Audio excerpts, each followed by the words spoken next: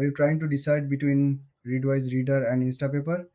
It can be tough to choose the right tool for saving and organizing your reading. In this video, we'll compare these two popular options to help you make the best choice. Both Readwise Reader and Instapaper are designed to help you save articles and read them later.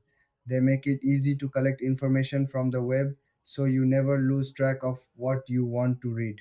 Let's start with Readwise Reader. This tool is great for those who want to highlight and take notes on their articles. It syncs well with your existing highlights from other reading platforms.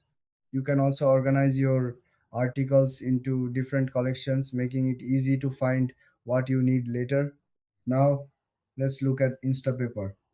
This app focuses on providing a clean reading experience. You can save articles with just one click.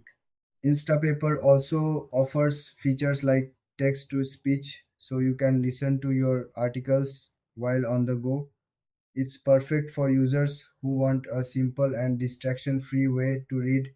When it comes to key differences, Readwise is more about enhancing your reading with notes and highlights. Instapaper, on the other hand, is all about the reading experience itself.